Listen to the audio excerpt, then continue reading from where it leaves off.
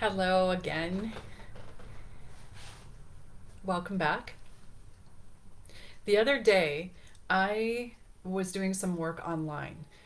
Everybody's backgrounds, of course, were um, fully in view. You could see where everybody was working. So you had your usual, bedroom closets and bookshelves, and some people were working in their office and pictures on the wall, that kind of thing.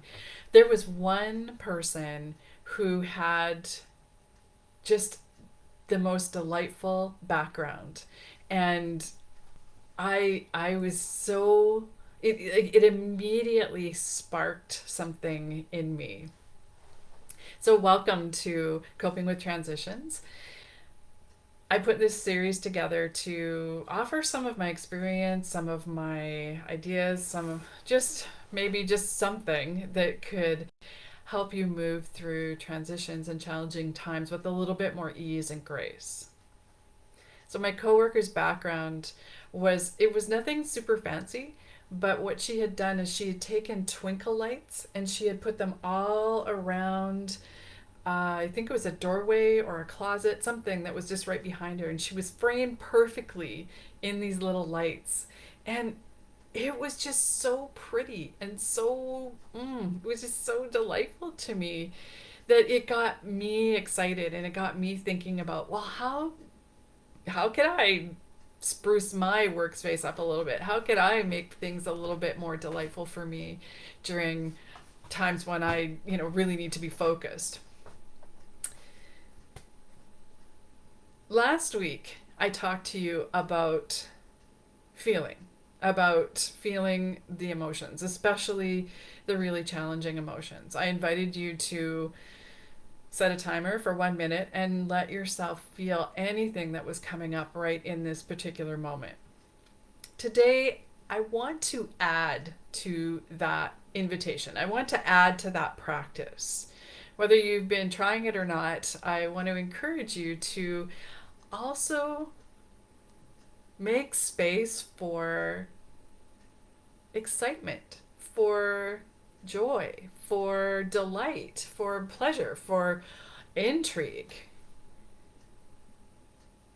If you have known me for a while, you know that I'm an advocate for finding joy as much as you possibly can. This is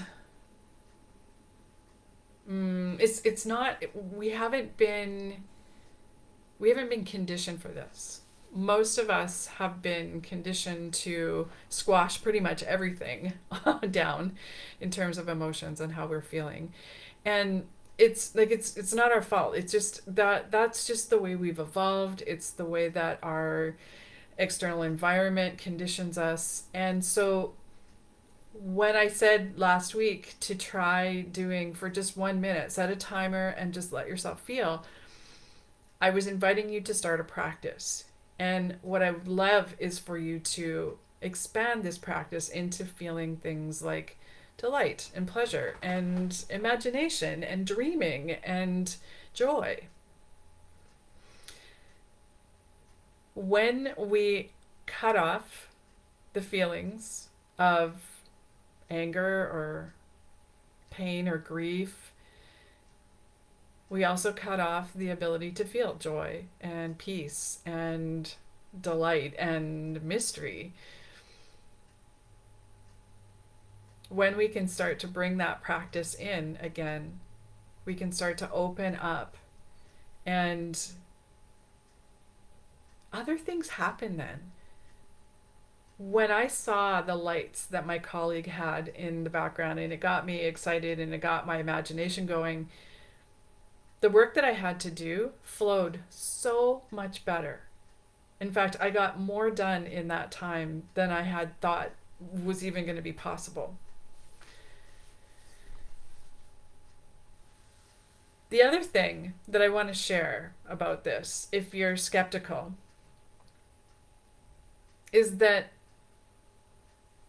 science is actually proving that when we allow ourselves to feel all of the emotions, so if you are feeling angry and hurt Um, can you also bring in feelings of pleasure and gratitude and joy? Because when you do that, the body is able to hold all of that. Your body is incredibly capable of holding space for all of the emotions, all of the feels. What is really interesting though is that your mind isn't. Your mind is not capable of holding anger and peace. It's not capable of holding sadness and gratitude. It can't hold the opposite feelings at the same time. And so what it does is it drops them all. It's like whoosh. Your mind lets go of all of it and then moves into a state of peace and joy and calm. I don't know about you, but when I learned that, I think angels sang. It was so helpful for me to know that by allowing all of it, I could actually release into the place that I wanted to be the most, which was the place of freedom, a place of calm. So if you're going through a challenging time, and my friends, this is a very challenging time in our lifetime. And I encourage you to add in the practice of feeling joy, of finding pleasure, of sparking delight. And if you know how to do that already, fantastic. Keep doing it. If you feel like you don't know what makes you happy anymore, if you're feeling like I don't even know what joy is, if you feel like you're too overwhelmed to even try, then start really, really small. Feel something soft on your skin. Go to the spice cupboard and pull out some spice that you love to smell. And pull out your essential oils and smell one of those. Listen to something beautiful. Listen to gorgeous music, or music that calms you, or music that gets you up and moving and wanting to practice your hip hop moves. Find delight in your senses, and that's the perfect place to start. And then as you continue to practice and allow yourself to feel the good and the bad, the hard and the easy, you'll find that you can move much more easily through any transition, through any challenging time. If you're feeling like you would be interested in cultivating a little bit more peace and calm and joy in your life, I am putting together a brand new experience that I will be offering on October the 29th. This is an opportunity for some very, very gentle movement, some deep, deep relaxation, some guided visualization.